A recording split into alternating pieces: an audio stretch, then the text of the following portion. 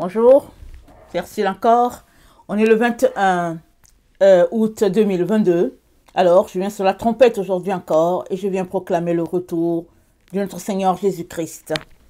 Soyons tous bénis, amen, et que sa joie soit notre force en ce jour. Alors, bientôt, un ange offert sur l'autel. Alors, dans notre temps, c'est ce qui va se passer. Amen. Alors, on va regarder Apocalypse 8 et on va lire du verset 1 à 5. Quand il ouvrit le 7e sceau, il y eut dans le ciel un silence d'environ une demi-heure. Et je vis les 7 anges qui se tiennent devant Dieu, et 7 trompettes leur furent données. Un autre ange vint, et il se tint sur l'autel. Ayant un encensoir d'or, on lui donna beaucoup de parfums, afin qu'il les offrît avec les prières de tous les saints, sur l'autel d'or qui est devant le trône. La fumée des parfums monta avec les prières des saints de la main de l'ange devant Dieu. Et l'ange prit l'encensoir, le remplit de feu de l'autel et le jeta sur la terre. Il eut des voix, des tonnerres, des éclairs et un tremblement de terre. Amen. Alors, on a cette scène-là que nos yeux vont voir ou bien qu'on va expérimenter avec tout ce qui va se passer sur la terre. Amen. Et on est informé que il y a 7 anges qui se tiennent devant Dieu avec les trompettes. Ils sont prêts à sonner. Mais avant l'avènement des 7 anges qui doivent exercer le jugement de Dieu, et ils ont, attends, qu'est-ce qu'ils ont en main? Ils ont 7 trompettes, voilà. Mais avant que la fin soit prononcée, si on peut le dire ainsi, on nous présente un ange de Dieu qui est sur l'autel. Et nous savons que l'autel, il y a eu, je pense, peut-être 2 autels, voilà, dans l'histoire de Moïse avec la construction de l'arche, du tabernacle. Il y a eu 2 autels, l'autel de parfum et puis l'autel où on offre les victimes. On va regarder ça. Et nous sommes informés qu'à cet ange-là, il a été remis beaucoup de parfums, afin qu'il les offrit avec les prières des saints devant l'autel qui est devant le trône. Et nous savons que le parfum, c'est une odeur, d'une agréable odeur à Dieu, n'est-ce pas?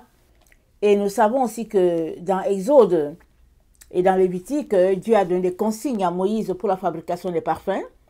Et même il a dit, il n'y a personne d'autre qui fabriquerait le parfum avec sa composition, avec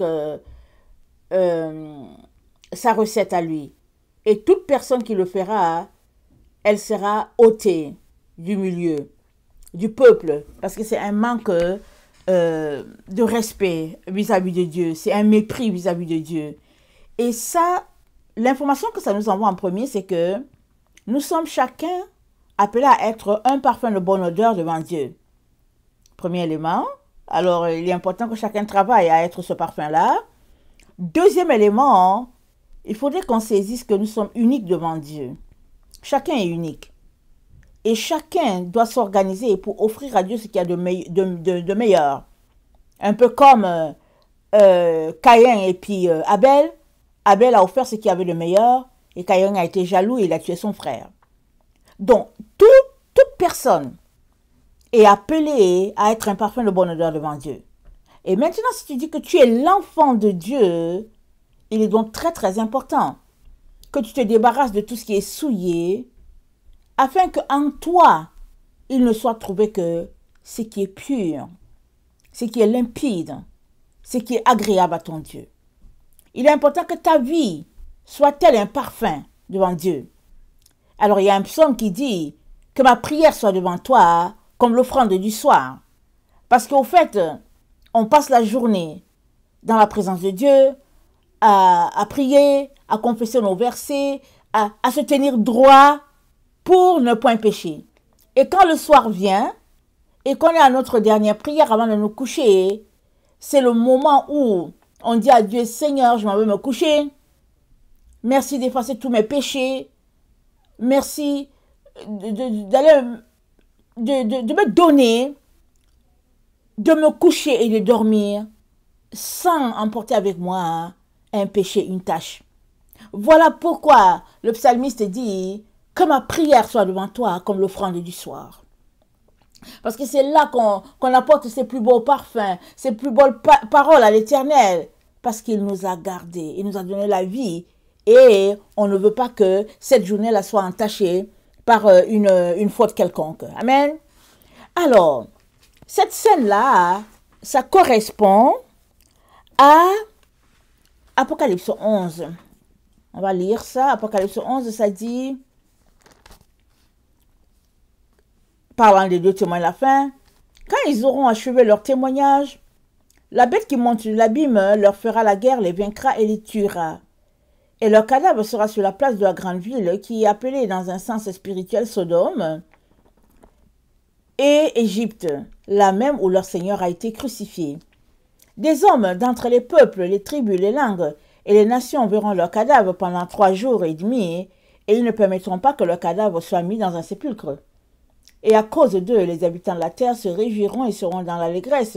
Et ils s'enverront des présents les uns les autres, parce que ces 2 prophètes ont tourmenté les habitants de la terre.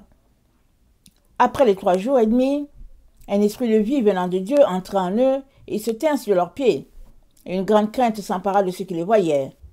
Et ils entendirent du ciel une voix qui leur disait « Montez ici ». Et ils montèrent au ciel dans la nuée, et leurs ennemis les virent.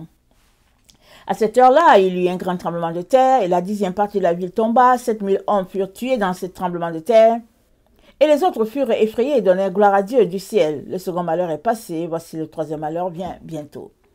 Alors, un ange sur l'autel, ça correspond à la mort des 2 témoins de la fin. Qui va les tuer? C'est écrit que la bête qui sort de l'abîme va les tuer. Alors ils ont été annoncés avec beaucoup d'éclat, beaucoup de fracas. C'est comme ça qu'on les a annoncés. La parole qui sort le feu qui sort de leur bouche, et puis comment on appelle ça, toute personne qui les attaque va mourir. Et voilà un peu de quoi sont revêtus les serviteurs de Dieu. Amen. Si bien que beaucoup de gens attendent de voir ces événements-là pour dire qu'est-ce qui se passe, est-ce qu'il y a cet événement quelque part ici, et puis pour dire ah oui, voilà les 2 témoins. Mais notre Dieu, il est aussi tellement doté d'une sagesse que il peut faire les 2 témoins faire des prouesses sans que les gens sachent que ce sont les deux témoins. Et il se pourrait aussi que le feu qui sort de la bouche soit le feu dans le monde spirituel. Vous savez que quand un enfant de Dieu prononce le mot Jésus, c'est le feu qui sort de sa bouche. Et moi, je le sais comment. Je le sais parce que j'ai amené une fille au Seigneur. Et puis, elle n'était pas capable de prononcer le mot Jésus. Avant, elle m'a juste dit, j'aimerais avoir ce que tu as. Mais moi, je ne savais pas qu'est-ce qu'elle voulait. Et je lui ai dit, mais je n'ai rien. Elle dit, oui, oui, tu as quelque chose. Parce que sûrement, je n'avais rien. J'avais juste la clé de ma chambre universitaire. Alors, finalement, je lui ai dit, est-ce que tu veux dire Jésus? Elle a dit oui. Elle a dit Jésus. Elle a dit, j'aimerais avoir Jésus. Et elle m'a dit... Et après, quand elle a donné sa vie à Jésus, je l'ai amenée à confesser le salut, parce que j'étais aussi dans mes premiers pas, sans savoir comment encadrer les gens. Mais par la grâce de Dieu, le Seigneur m'a aidé. Alors, quand elle avait fini par donner sa vie à Jésus, qu'elle avait maintenant la lumière en elle, elle m'a dit, on ne peut pas prononcer le nom Jésus quand on est dans les ténèbres. Elle était dans les choses mystiques. C'est pas elle qui a voulu être là-bas. Elle a été amenée là-bas par sa mère et tout. Mais elle m'a dit, il n'y a personne dans le monde spirituel qui est capable de prononcer le mot Jésus sans qu'il meure. Elle dit, les gens ont peur. Elle dit, le mot Jésus, c'est du feu. Elle dit, quand tu écris la lettre Jésus, là, c'est du feu. Elle dit, et encore, quand c'est Yeshua, elle dit, c'est un nom avec un poids. Le nom Jésus pèse. Et le nom Jésus a beaucoup de conséquences quand on le prononce. Alors on comprend quand la Bible dit que celui qui prononce le nom de Dieu puisse s'éloigner de l'iniquité. Parce que le nom de Dieu est une puissance et si tu ne t'éloignes pas de l'iniquité, cette iniquité-là va se tourner et ce sera finalement toi qui subiras les conséquences. Parce que tu peux en même temps marcher dans les ténèbres et en même temps marcher dans la lumière. Alors ce nom-là que tu confesses va t'exercer le jugement. Alors, donc, quand on regarde la Bible, on voit que la mort des deux témoins va correspondre à cet ange-là sur l'autel. Regardons un peu pourquoi je le dis. Exode 30, le verset 1 à 10 nous dit ceci. On va retourner à Exode 30, les consignes de notre Dieu à Moïse. Exode 30, ça dit ceci. Excusez-moi. Tu feras un autel pour brûler les parfums, et tu le feras de bois d'acacia. Sa longueur sera d'une coudée, et sa longueur sera d'une coudée, et sa largeur d'une coudée. Il sera carré, et sa hauteur sera de 2 coudées. Tu feras des cornes qui sortiront de l'autel. Tu le couvriras d'or pur, le dessus, les côtés, tout autour, et les cornes, tu y feras une bordure d'or tout autour. Tu feras au-dessous, de la bordure 2 anneaux d'or aux 2 côtés. Et tu en mettras aux 2 côtés pour recevoir des barres qui serviront à le porter. Tu feras les barres de bois d'acacia et tu les couvriras d'or. Tu placeras l'autel en face du voile qui est devant l'arche du témoignage, en face du propitiatoire qui est sur le témoignage et où je me rencontrerai avec toi. Donc l'autel est en face du voile et le voile sépare le lieu saint du lieu très saint. Donc, le verset 7, Aaron y fera brûler du parfum odoriférant. Il en fera brûler chaque matin lorsqu'il préparera les lampes. Il en fera brûler aussi entre les 2 soirs lorsqu'il arrangera les lampes. C'est ainsi que l'on brûlera à perpétuité du parfum devant l'Éternel parmi vos descendants. Alors, Aaron est appelé à brûler le parfum le matin. Il est appelé à brûler le parfum entre les 2 soirs. Et Dieu dit à perpétuité. Alors, qu'est-ce qu'il est en train de dire? Il est en train de dire que nos vies doivent être d'une agréable odeur à Dieu à tout moment, à chaque minute, à chaque seconde, à chaque heure. On doit être comme ce parfum-là qui est là, à cet endroit-là que Dieu a placé, parce qu'il y a eu un autel pour brûler du parfum. Et il dit, l'autel sera fait du bois d'acacia. Et Dieu a donné tous les détails. Et cet autel, il sera couvert d'or pur. Dessus, autour, aux cornes et tout. Et il y aura des anneaux tout autour. Et c'est dit, les barres de bois d'acacia seront aussi couvertes d'or. Alors, retournons à notre texte d'Apocalypse 8. Au verset, attendez, je vais regarder ça. Au verset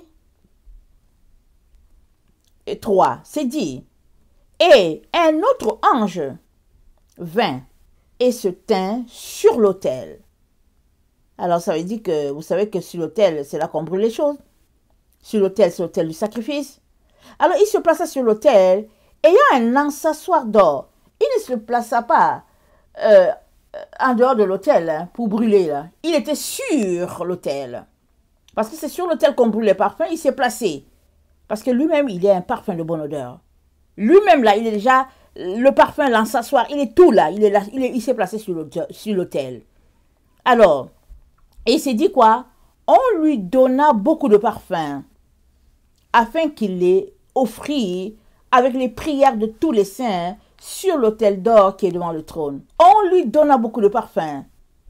Alors, le témoin de la fin, ou les deux témoins de la fin, quand viendra leur moment de mourir, mourront pour la cause de tous les enfants de Dieu qui marchent dans la lumière. Amen. Ils mourront à cause du nom qu'ils portent, le plus beau de tous les noms. Ils mourront parce que le temps sera venu pour eux de passer de l'autre côté. Ils mourront parce qu'ils devront accomplir cette parole-là dans Apocalypse 6, le verset 9 qui dit, quand il ouvrit le 5e sceau, je vis sur l'autel des âmes de ceux qui avaient été immolés à cause de la parole de Dieu, à cause du témoignage qu'ils avaient rendu. Ils crièrent d'une voix forte en disant, jusqu'à quand, Maître Saint et véritable, tardes-tu à juger et à tirer vengeance de notre sang sur les habitants de la terre? Une robe blanche fut donnée à chacun d'eux, et il leur fut dit de se tenir en repos quelque temps encore, jusqu'à ce que fût complet le nombre de leurs compagnons de service et de leurs frères qui devaient être mis à mort comme eux. Donc, il y a beaucoup de gens qui seront mis à mort sur la terre. Beaucoup mourront. Mais le focus sera sur cet ange-là. Mais cet ange-là, il représente tous les enfants de Dieu qui ont décidé de marcher selon la gloire de Dieu. Voilà pourquoi c'est dit, on lui a donné beaucoup de parfums. Chaque parfum représente chaque enfant de Dieu qui est d'une agréable odeur à Dieu. Je prie que toi et moi, nous soyons chacun un parfum de bonne odeur. De telle sorte que ce jour-là, quand cet ange-là se présentera sur l'autel, que nos parfums soient avec lui. Amen. Que nos parfums soient avec lui. Parce que le ciel aura agréé nos vies, nos personnes, comme un parfum agréable devant Dieu. Alors, c'est donc dit qu'il se place sur l'autel et puis il offre des parfums et puis des prières, accompagnées des prières. Et c'est dit sur l'autel d'or qui est devant le trône. Et qu'est-ce que c'est dit? La fumée des parfums monta avec les prières des saints de la main de l'ange devant Dieu.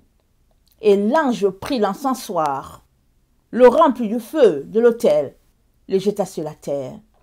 Il y des voix, des tonnerres, des éclairs et un tremblement de terre. Donc voilà. Alors, la mort du témoin de la fin et le fait qu'il offrit ses parfums, tout ça, ça correspond à cette scène-là dans Apocalypse 11 où c'est dit que après que la bête qui sort de l'abîme les aura tués, ils vont faire 3 jours dans la terre. Ça sera le miracle de Jonas, comme Jésus l'a dit. Ils vont ressusciter, ils vont monter, et après cela, on dit à cette même heure, quand ils sont montés, on dit, il y a eu un grand tremblement de terre. Donc ça correspond à ça. Et il y a eu un grand tremblement de terre, 7000 personnes sont mortes. Alors, les 7000 personnes, c'est écrit qu'elles sont mortes. Est-ce que c'est les enfants de Dieu qui ont juste disparu, qui sont partis, ceux-là qui étaient prêts? Est-ce que c'est des personnes mortes, bon, on ne sait pas où elles sont? Qui sont ces 7000 personnes que c'est dit qu'elles sont mortes? Moi, j'ai lu une version où c'est dit 7000 personnes ont disparu. Alors, quand quelqu'un disparaît, on ne sait pas où est le corps. Et on ne va pas dire elles sont mortes. On sait seulement que les personnes ont disparu. Est-ce qu'un cratère s'est ouvert et puis elles sont entrées dedans et sont parties? On ne sait pas. Mais c'est dit, dans une version que j'ai lue, 7000 personnes ont disparu. À cet endroit-là où les deux témoins sont morts. Et les gens les cherchaient, parce que les gens ne savaient pas où ils étaient. Et après là, c'était la consternation. Mais ici, c'est présenté comme si... c'est présenté comme peut-être quelque chose de négatif. Mais il se pourrait que le tremblement de terre qui ait lieu ici, c'est ce tremblement de terre qui fera que les enfants de Dieu disparaîtront. La destruction sera là, les enfants de Dieu disparaîtront. Et ceux qui n'auront pas été prêts subiront tout simplement les conséquences qui suivront, telles que dit dans Apocalypse 6, où c'est dit, le verset 12, je regardais, et quand il ouvrit le 6e sceau, il y eut un grand tremblement de terre. Le soleil devint noir comme le sac de crin, la lune entière devint comme du sang, les étoiles tombèrent sur la terre comme lorsqu'un figuier secoué par le vent violent jette les figues vertes. Et le ciel se retira comme un livre qu'on roule et toutes les montagnes et les îles furent remis de leur place. Donc ici, dans notre Bible, c'est écrit que c'est le 6e sceau. C'est ça qu'ils ont dit. C'est écrit que c'est le 6e sceau. Mais tout montre que c'est le 7e. Tout montre que c'est le dernier. Parce que c'est dit, les étoiles tombèrent du ciel. Le verset 14, le ciel se retira comme un livre et toutes les montagnes et les îles furent remis de leur place. Si le ciel se retire, si les montagnes, si on dit quoi, le ciel se retira et toutes les montagnes et les îles furent remis de leur place. Alors si tout ça là, ça a bougé là, pourquoi tu attends quelque chose d'autre après? On dit le ciel s'est retiré. Ça dit, on ne sait pas pourquoi certaines choses ont été replacées différemment. C'est pas ça qui est important. Qu'est-ce qui est important? Est-ce que c'est le 6e? Est-ce que c'est le 7e? Est-ce que c'est ci? C'est pas ça qui est important. Ce qui est important, c'est que tu sois prêt. Que le sceau soit le dernier, qu'il soit le premier. Ce qui est important, c'est que tu dois être prêt. Peu importe le rang du sceau, si Jésus vient à ce sceau-là, tu dois être prêt et puis partir. Et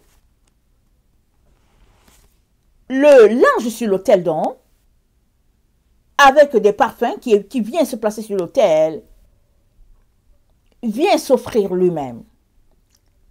Alors, c'est sa vie qu'il offre. Dieu ne l'a pas forcé pour être témoin de la fin. La vie que les deux témoins de la fin ont menée est telle que Dieu a agréé, il a dit, voici mes témoins. Lisons Apocalypse 14.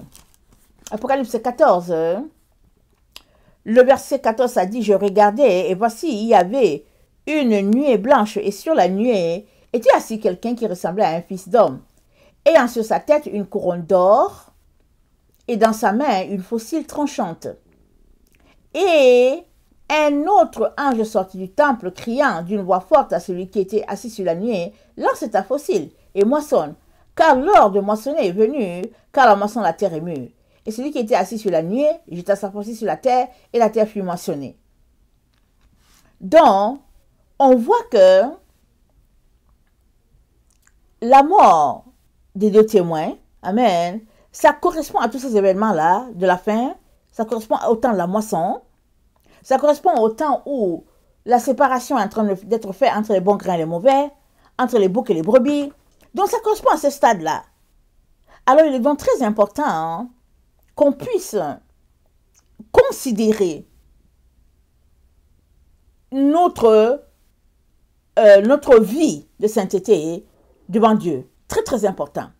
Parce que si nous ne sommes pas prêts et que ces événements-là nous surprennent, alors c'est fini pour nous. Et si nous sommes prêts, peu importe le moment, dès qu'on nous dit que c'est l'heure, dès qu'on entend la trompette sonner, si c'est 2 heures du matin, si c'est 2 heures de l'après-midi, si on est prêt, on est prêt. Amen. Il est très important que on puisse s'apprêter à tout moment. Et dans Lévitique 16, le verset 5, c'est dit ceci. Ok? Parce que je disais que sur l'autel, ça correspond à ce que Dieu avait déjà demandé à Moïse d'observer. Ok? Donc, dans Lévitique 16, le verset 5, c'est dit ceci. Il recevra de l'assemblée, c'est Dieu qui parle à Moïse, sur les tâches de Aaron. Ok? Il recevra de l'assemblée, c'est-à-dire Aaron recevra de l'assemblée des enfants d'Israël 2 boucs. pour le sacrifice d'expiation et un bélier pour l'holocauste. Aaron offrira un taureau d'expiation, Aaron offrira un taureau expiatoire et il fera l'expiation pour lui et pour sa maison. Il prendra les 2 boucs et il les placera devant l'Éternel à l'entrée de la tente d'assignation. Aaron jettera le sort sur les 2 boucs, un sort pour l'Éternel et un sort pour Azazel. Aaron fera approcher le bouc sur lequel est tombé le sort pour l'Éternel et il l'offrira en sacrifice d'expiation. Et le bouc pour lequel est tombé le sort pour Azazel sera placé vivant devant l'Éternel, afin qu'il serve à faire l'expiation, et qu'il soit lâché dans le désert pour Azazel. Nous savons que Azazel, c'est le démon qui a séduit les êtres humains sur la terre. Quand les anges déchus sont venus vers les filles, les hommes, alors ils les ont épousés, ils ont fait des géants, leur union a donné des enfants qui étaient des géants sur la terre. Et Azazel est l'un des anges qui a motivé les êtres humains sur la terre à apprendre la sorcellerie, à apprendre les mauvaises choses, les avortements, toutes sortes de mauvaises choses. Les meurtres et tout, Azazel était parmi les motivateurs au mal. Alors, chaque année, quand il y a le Yom Kippour, le jour du pardon, alors il y a 2 boucs qui viennent devant l'Éternel. Il y a l'un qui est choisi pour Dieu et l'autre est envoyé juste dans le désert pour Azazel. Est-ce que Azazel concurrence Dieu? Non. Azazel ne concurrence pas Dieu, mais pour que ce monde puisse continuer de fonctionner, Dieu a tout simplement laissé que chaque année, Azazel ait un bouc comme en compensation en attendant que le grand jour vienne et que il y ait un bouc sur l'autel et puis qu'il y ait l'autre qui soit envoyé dans le désert. Et évidemment, quand on regarde le livre d'Exode et de Lévitique, on se rend compte que chaque chose dans le tabernacle va s'accomplir dans le réel. Et ce n'est pas avec le matériel, c'est avec les êtres humains. Comme l'arche c'était quelque chose en bois, recouvert d'or et tout ça, et à l'intérieur de l'arche, il y avait le bâton de Moïse, il y avait les commandements de l'Éternel, il y avait le pain, le bâton d'Aaron, il y avait la manne. Tous ces 3 éléments-là symbolisaient Christ. Donc, le bâton d'Aaron, la manne, les commandements de Dieu, dans l'arche, il représentait Jésus-Christ. Et l'arche représentait Marie. Quand Jésus est venu sur la terre, il a pris une forme humaine, il est venu loger dans le sein de Marie. Donc, la même chose qui se passe ici, sur l'autel, où un ange est venu s'offrir. Alors, sur l'autel, on lui donne beaucoup de parfums, et les parfums, c'est la vie de chaque personne, chaque enfant de Dieu, dans ce temps où nous nous trouvons. Et l'ange qui correspond au témoin de la fin, il vient offrir les parfums, c'est-à-dire il meurt. Parce que lui, il devient finalement le bouc d'expiation. Amen. Et puis finalement, l'autre bouc est envoyé dans le désert. Ok? Et la question que je me pose, c'est est-ce que ce sera, quand ça va arriver, est-ce que ce sera le dernier Yom Kippour sur la terre? Est-ce que ce sera le dernier Yom Kippour? C'est la question que je me pose. Parce que le taureau ici, quand on lit, le taureau correspond à Jésus-Christ parce que c'est dit, notre Dieu dit à Moïse, il dit, il y a un taureau expiatoire qui sera offert pour Aaron et ses fils, ça c'est les sacrificateurs, et il y a 2 boucs qui sont là, l'un est offert à l'Éternel, et puis l'autre pour Azazel. Alors, c'est dit au verset 11 que Aaron offrira son taureau expiatoire, et il fera l'expiation pour lui et pour sa maison. Et il égorgera son taureau expiatoire. Et il prendra un brasier plein de charbon ardent ôté du dessus de l'autel devant l'Éternel. Et de ses 2 poignées de parfum odoriflant, il prendra en poudre, il portera les choses au-delà du voile. Vous voyez, il y a le voile qui est là, à l'endroit où le parfum, on brûle les parfums, Aaron porte ça au-delà du voile. C'est-à-dire qu'il entre dans le Saint des Saints pour offrir les brasiers, les braises là, avec le bouc qui a été brûlé. Pas le bouc, le taureau. Et le taureau ici, ça symbolise notre Seigneur Jésus-Christ qui s'est offert lui-même en sacrifice pour nous. Ok? Parce qu'il s'est dit qu'Aaron va le faire pour lui et sa famille. Alors Jésus-Christ l'a fait pour toute l'humanité, parce que c'est ça sa famille. Alors, et c'est dit, il prendra le sang de taureau et il fera l'aspersion avec son doigt. Alors Aaron, il a pris le sang du taureau, il a fait l'aspersion partout à l'endroit où il était. Il fait l'aspersion pour tout, pour sanctifier, pour purifier. Et après cela, il sort, il égorge le bouc expiatoire pour le peuple. Donc voilà la partie du témoin de la fin. Il sort, il égorge pour le peuple. Alors, Dieu étant Dieu, c'est dit dans Apocalypse 11, le verset 7, c'est dit que quand ils auront fini leur témoignage, la bête qui sort de l'abîme va les tuer. Donc Dieu lui-même orchestre toutes les choses. Alors, finalement, les gens se lèvent, la bête qui sort de l'abîme les tue. Comment ça va se passer? On ne sait pas ce qui va se passer. Est-ce qu'on aura les détails? C'est fort possible. Vous savez qu'ici, il y a les journalistes, il y a toujours quelque chose à dire. Donc, le Seigneur, lui, connaît les détails. Il nous dit, voilà ce qui va se passer. Et après, c'est dit au verset 16, c'est ainsi qu'il fera l'expiation pour le sanctuaire à cause des impuretés des enfants d'Israël et de toutes les transgressions par lesquelles ils ont péché. Il fera de même pour la tente d'assignation qui est avec eux au milieu de leurs impuretés. Il n'y aura personne dans la tente d'assignation lorsqu'il entrera pour faire l'expiation dans le sanctuaire, jusqu'à ce qu'il en sorte. Il fera l'expiation pour lui et pour sa maison et pour toute l'assemblée d'Israël. Donc, l'aspersion avec le bouc, c'est pour tout Israël, pour tous les enfants de Dieu, si on peut le dire ainsi. Alors, c'est dit, en sortant, il ira vers l'autel qui est devant l'Éternel et il fera l'expiation pour l'autel. Il prendra du sang du taureau et du bouc et il en mettra sur les cornes à l'autel tout autour. C'est-à-dire, il prend le sang du taureau qui symbolise notre Seigneur, il prend le sang du bouc qui symbolise notre Seigneur parce que le témoin de la fin, il est là pour la cause de Christ. Alors, c'est dit ça et il dit, il fera avec son doigt 7 fois l'aspersion sur le sang de l'autel. Alors, la parole de Dieu, dans le psaume, c'est dit, la parole de Dieu est 7 fois éprouvée. Alors, le 7, le chiffre parfait. Alors, il fait l'aspersion 7 fois. Il sanctifie, il purifie le peuple de ses impuretés, de ses souillures. 7 fois, il fait l'aspersion pour dire, vous êtes sanctifiés, vous êtes purifiés, vous êtes sanctifiés, vous êtes purifiés.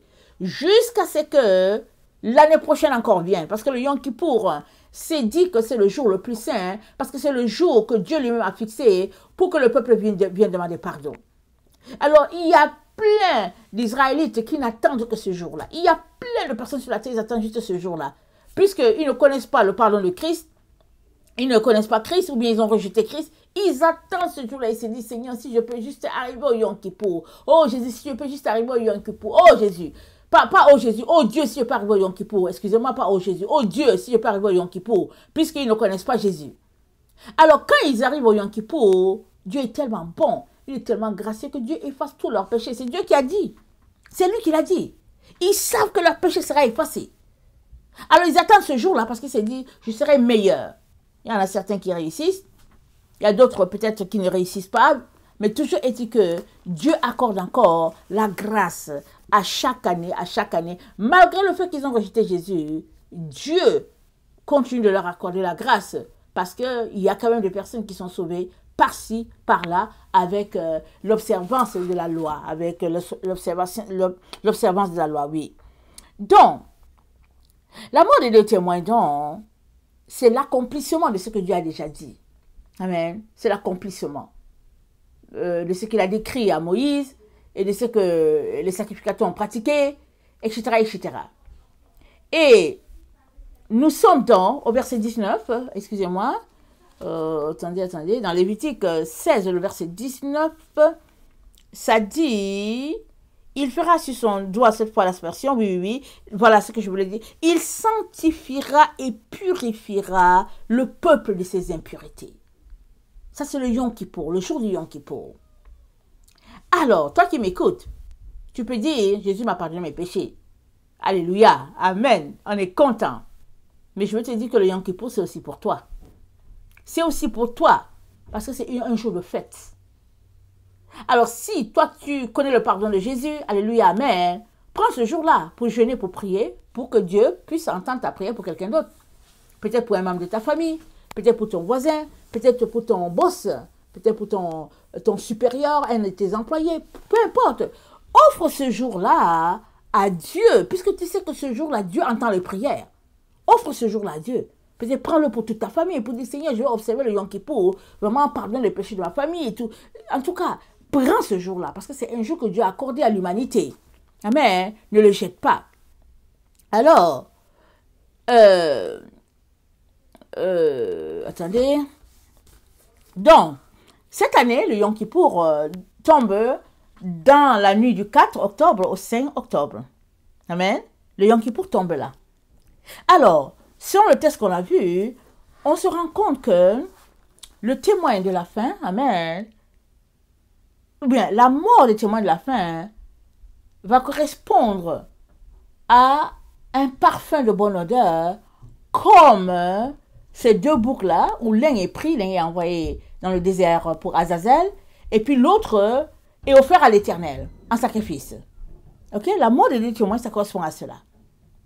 Donc, chaque année, le Yom Kippour, non, chaque année, au Yom Kippour, on court l'occasion que cela puisse se réaliser.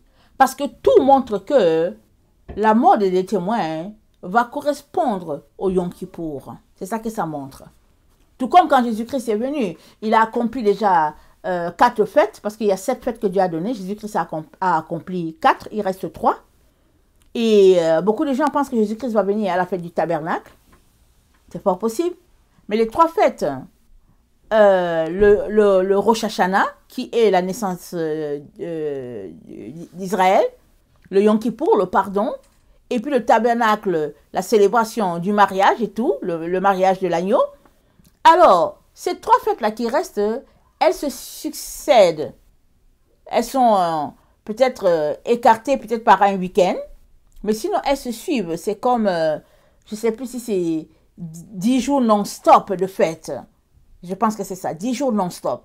Et souvent, ce qui se passe en Israël, c'est que les boss, ils offrent ça carrément. Ils te disent, bon, prends les 10 fêtes là. Alors, tu vas commencer par fêter le Rosh Hashanah.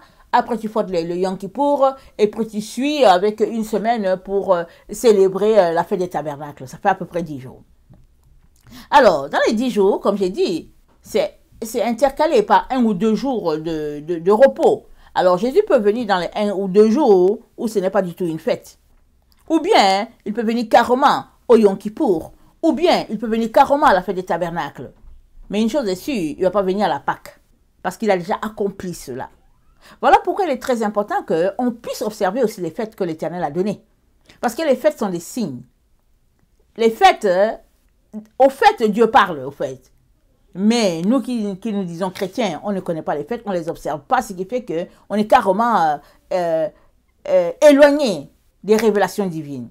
Alors, je nous encourage à fêter les fêtes de cette année. Amen. Je nous encourage fortement à les fêter. Alors, si on lit Lévitique 23, je pense qu'est-ce que j'ai suggéré? J'ai suggéré que ça commence peut-être au verset... Attendez. Lévitique 23, ça commence à 26. Voilà. À 26, je vais lire ça. Lévitique 23, 26. Ça dit ceci.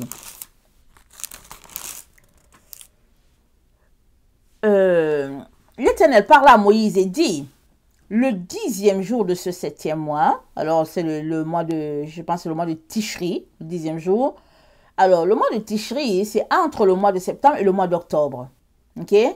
Alors, pour nous, le Yom Kippour cette année tombe dans la nuit du 4 au 5 octobre. Mais il y a des années où ça allait plus loin, peut-être vers la mi-octobre comme ça. Alors, Ce qui fait que, bon, on ne peut pas forcément dire que c'est le mois d'octobre ou le mois de septembre, mais pour nous, cette année, ça tombe dans la nuit du 4 au 5 octobre, le Yom Kippour. Alors, par aux enfants d'Israël, dit, le 7e mois, le premier jour du mois, vous aurez un jour de repos, publié au son des trompettes et une sainte convocation. Vous ne ferez aucune œuvre servile et vous offrirez à l'Éternel les sacrifices consumés par le feu. L'Éternel parla à Moïse et dit, le 10e jour de ce 7e mois, ce sera le jour des expiations. Donc, il y a une sainte convocation, une semaine plus tôt, et le 10e jour, c'est le Yom Kippour. Ok? Vous aurez une sainte convocation, vous humilierez vos âmes et vous offrirez à l'Éternel les sacrifices consumés par le feu. Vous ne ferez aucun ouvrage ce jour-là, car c'est le jour de l'expiation, où doit être faite pour vous l'expiation devant l'Éternel, votre Dieu. Toute personne qui ne s'humiliera pas ce jour-là sera retranchée de son peuple. Toute personne qui fera ce jour-là un ouvrage quelconque, je la détruirai au milieu de son peuple. Donc, toute personne qui n'observe pas, elle sera coupée de son peuple. Vous voyez comment Dieu a été rempli de compassion pour nous? Parce que nous, les chrétiens, on ne le fait pas, on ne sait même pas. Souvent, on est ignorant. Et puis souvent, quand on le sait, on se dit, bon, je ne suis pas concerné. Mais Dieu dit, ce jour-là, vous humilierez vos âmes. Tout un chacun est appelé à humilier son âme devant l'Éternel. Et à combien plus forte raison, nous les chrétiens? C'est là que nous devons saisir l'occasion pour dire, Seigneur, merci. Merci de nous avoir délivrés de la mort éternelle, du péché, en nous révélant ton Fils et en nous faisant donner notre vie à Jésus-Christ. On devrait vraiment observer ce jour-là. Alors, la pertinence du verset 32, ça dit ceci. Le verset 32 dit ceci. Ce sera pour vous un sabbat, un jour de repos, et vous humilierez vos âmes dès le soir du 9e jour, jusqu'au soir souvent vous célébrerez votre sabbat. Donc on humilie nos âmes, c'est-à-dire on dit dès le soir, on commence le 4, et on finit le 5. On doit humilier nos âmes, c'est-à-dire que ce jour-là, on doit être dans les pleurs, dans les deuils, pour dire, Seigneur, j'ai péché contre toi. Seigneur, j'ai fait ceci, Seigneur, j'ai fait cela. Seigneur, pardonne-moi. Et puis, si on pense qu'on est des gens qui demandons toujours pardon à Dieu à tous les jours avant de se coucher, alléluia, merci Seigneur, prenons quand même ce temps-là pour, comme j'ai dit, prier pour quelqu'un d'autre, ou bien prenons ce temps-là pour demander à Dieu de nous aider l'année d'après, ou bien l'année qui nous accorde, à être plus saints que par le passé. Prenons le temps, soyons dans le même esprit avec nos frères d'Israël, mais aussi avec ceux qui sont dans le ciel. Parce que Dieu a donné ces fêtes-là, sachez que ce jour-là, c'est un jour de fête aussi au ciel. C'est un jour de fête. Le ciel l'observe. C'est un jour où Dieu écoute. Parce que c'est lui qui a dit que toute personne qui humiliera son âme ce jour-là, lui l'Éternel, il interviendra. Lui l'Éternel, il effacera. Et il a dit que ce sera un parfum d'agréable odeur pour lui. C'est lui qui l'a dit. Alors, qui n'aimerait pas être un parfum d'agréable odeur à Dieu? J'espère que tu aimerais, n'est-ce pas? En tout cas, moi, j'aimerais ça, être un parfum d'agréable odeur à Dieu. Alors, il est donc très, très important qu'on puisse se souvenir de ce jour-là. Mettons dans notre calendrier, le 4 au 5 octobre 2022, c'est le Yom Kippour, un jour où nous sommes appelés à humilier nos âmes. Alors, c'est dit au verset... attendez. Quel autre verset? On retourne à notre texte d'Apocalypse 8, ok? On retourne à notre texte d'Apocalypse 8, parce que c'est ce texte qui nous a amené à Lévitique. Alors, à Apocalypse 8, c'est dit... Il prit un autre ange vint et se tint sur l'autel, ayant un encensoir d'or avec lui. On lui donna beaucoup de parfums afin qu'il les offrit avec les prières de tous les saints sur l'autel d'or qui est devant le trône. La fumée des parfums monta avec les prières des saints de la main de l'ange devant Dieu. Et l'ange prit l'encensoir, le remplit du feu de l'autel et le jeta sur la terre. Il y eut des voix, des tonnerres, des éclairs et un tremblement de terre. Et les 7 anges qui avaient les 7 trompettes se préparèrent à sonner. Le premier sonna la trompette, et lui de la grêle et du feu mêlé de sang qui furent jetés sur la terre, et le tiers de la terre fut brûlé, et le tiers des arbres fut brûlé, et toute herbe verte fut brûlée. Alors on voit ici que, en tout cas c'est la brûlure du feu, l'ange du soleil là, qui est en train d'exercer son jugement. Alors on sait que quand l'ange qui a la septième trompette, le septième ange a dit que il n'y a plus de temps et qu'il s'est présenté avec son livre en main et qu'il a dit qu'il n'y avait plus le temps, et il s'est dit que quand il a élevé sa voix, il y a 7 tonnerres qui ont élevé leur voix. Alors Jean a voulu écrire, mais la voix lui a dit n'écris pas. N'écris pas. Et je viens vous dire ici que les 7 tonnerres, ça correspond à ces 7 derniers jugements-là. Alors, et ça correspond aussi aux 7 anges de la mer terrestre, c'est-à-dire l'ange du soleil, l'ange de la terre, l'ange de l'air, l'ange de l'eau, l'ange de la joie, l'ange de la vie et la mer terrestre. Ça correspond à ces 7-là. J'oublie le Seigneur de ce que je les connais maintenant. Mais c'est eux, les 7 tonnerres, qui vont exercer leur jugement sur la terre et très très bientôt. Alors je viens de te le dire, c'est vrai que ça n'a pas été révélé dans Apocalypse. Mais je vais aussi te dire une chose, Apocalypse c'est le livre de la révélation. C'est le livre où les vérités sont connues. Alors si tu viens devant Dieu pour chercher sa face, il va te révéler ce qui est là. Mais si tu refuses en disant que non, c'est caché, il ne faut pas savoir, c'est ton problème. On ne va pas te forcer. Il y a des gens qui refusent les révélations qu'on leur donne parce que ça ne vient pas, par exemple, d'un grand pasteur ou bien ça ne vient pas d'un prophète renommé, ça ne vient pas. Ils refusent. Il y a des gens qui refusent quand tu leur donnes une explication. Ils refusent parce qu'ils se disent que toi là, tu connais quoi. Ils refusent. Moi, il y a plusieurs personnes qui m'ont déjà lancé ça comme ça en me disant que je raconte n'importe quoi. Mais ça ne change rien. Ça ne change rien à ce que je viens t'apporter en te disant que les 7 tonnerres qui ont élevé leur voix, c'est les 7 anges au service de la mer terrestre. C'est eux qui vont exercer le jugement, qui vont faire pleuvoir le jugement sur la terre pour le compte de notre Dieu. Il est donc très très important que tu puisses t'apprêter. Alors, si le Yom Kippour qui vient correspond à la mort des 2 témoins, alors ça veut dire tout simplement que le jugement sera, ça veut dire que la fin sera arrivée pour nous en 2022-2023. Si le Yom Kippour, Dieu nous accorde encore 1 an, alors ça veut dire qu'on devra encore attendre 1 an pour que les choses s'accomplissent. Si nous accorde encore 2 ans, ça veut dire que ce sera ça dans 2 ans. Ce qui est de merveilleux avec le Yom Kippour, c'est que c'est chaque année à la fois. C'est 1 an à la fois. Tu ne sais pas à l'avance combien d'années Dieu va t'accorder. Mais ce que tu dois faire, c'est de te comporter de manière droite devant ce Dieu-là. C'est ça que le livre de Lévitique nous dit. Alors, malheureusement, ce dans quoi nous sommes tombés, nous les chrétiens, c'est le fait que, comme Jésus-Christ nous a sauvés, comme on a le salut, on a reçu le salut gratuit, alors on a jeté tous nos gants. On les a balancés.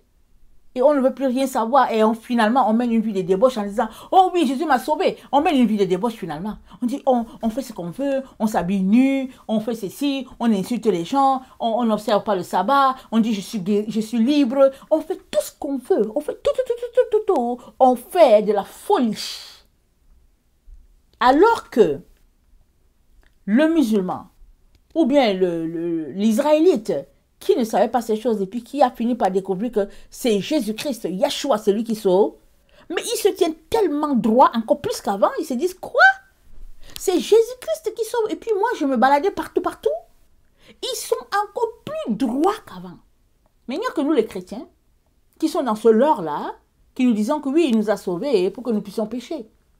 Et au lieu d'observer même le sabbat, le samedi, on refuse. On continue de mener notre vie de débauche le dimanche. Et on est là-dedans. On est dans cet engrenage de mensonges. On est là-dedans. On ne veut pas en sortir. Mais si on décidait de sortir de là, Dieu nous visiterait puissamment. Alors moi, je viens t'encourager à faire sauter les écailles de tes yeux. Je viens t'encourager. Ce message de faire sauter les écailles, c'est un message que la Vierge Marie m'a donné. En 2003, j'étais en prière. Elle est venue dans mon appartement où j'étais en prière et elle m'a dit, Ursule, fais tomber les écailles de tes yeux. Et quand elle m'a montré les écailles que j'avais dans les yeux, je vais vous dire que les ongles que nous avons aux pieds, vous savez que les ongles aux pieds sont plus épais que les ongles de la main. Mais les ongles des pieds étaient très légers par rapport à l'épaisseur des écailles que j'avais aux yeux. Je n'arrivais même pas à comprendre comment je voyais avec les écailles à mes yeux. Mais mes écailles étaient épais, d'une épaisseur. Je ne sais pas comment je vais les qualifier. Voilà, mes écailles étaient aussi épais que la couche des sabots de la vache. Vous savez, la vache, pour les gens qui mangent les pattes de vache, il faut d'abord la brûler. On brûle cela et puis on fait tomber le sabot là, avec lequel la vache marche. C'est ce sabot-là, on le fait ôter. De telle sorte qu'il n'y a que la partie qui est chère là. Alors, quand on ôte la patte du sabot, on voit l'épaisseur du sabot. Et je vous dis, les écailles qu'il y avait à mes yeux, c'était comme l'épaisseur du sabot. Quand la Vierge Marie est venue me dire, enlève les écailles de tes yeux. 2003. Je vous dis, ça m'a pris du temps.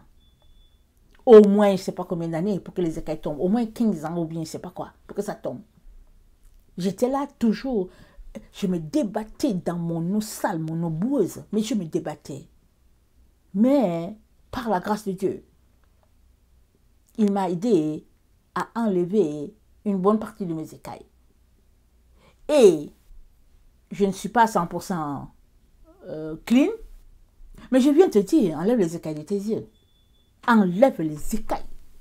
Parce que nous avons été pompés de mensonges, pompés d'illusions, pompés de toutes sortes de rêveries, des choses fausses. Et on est dedans. Et surtout, on refuse de sortir de là. Surtout, si c'est un enfant qui vient nous dire qu'on a des écailles. Si c'est un enfant. Et ce que Jésus m'a appris, il m'a appris à prendre les paroles de tout un chacun. Que ce soit un enfant de 4 ans, que ce soit un enfant de 18 ans, que ce soit un enfant de 70 ans, Dieu m'a appris à prendre les paroles et à les examiner. Et on les examine à quoi? À la lumière de la parole de Dieu. On ne les examine pas selon nos feelings. Il y a plusieurs personnes qui examinent les paroles que Dieu leur donne selon leur feeling. Quand ils ne t'aiment pas, ils disent que oui, ce n'est pas de Dieu. Et puis si la parole ne fait pas leur affaire, ils disent que non, ce n'est pas de Dieu. Alors plusieurs personnes ont pris les paroles de Dieu et les ont jetées à la poubelle. Alors que Dieu est le même, il n'a pas changé. Dans toute son humilité.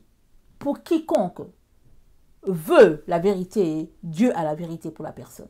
Et je viens nous encourager vraiment à observer la parole de Dieu, à la mettre en pratique. Et c'est nous qui serons les personnes les plus heureuses parce que la parole de Dieu, elle libère. Amen. La parole de Dieu, elle est là pour nous. Dieu, il est la parole. Alors s'il nous la donne, c'est qu'il nous donne une partie de lui. Et alors qu'il nous donne la parole, il est en train de nous dire de recevoir sa parole, de le recevoir. Alors, je viens donc nous encourager à recevoir notre Dieu et à travailler à notre salut avec crainte et tremblement. Parce que on est vraiment à la fin de la fin de la fin. Même si autour de nous, on nous fait croire que les jours continuent et que la vie est belle devant, on est à la fin de la fin. Et notre Seigneur Jésus-Christ est à la porte. Et bientôt, il mettra ses enfants en sécurité. Ses enfants qui lui obéissent, il les mettra en sécurité. Je viens donc encourager tout un chacun à s'apprêter. Que le Seigneur bénisse sa parole. Je vous aime beaucoup.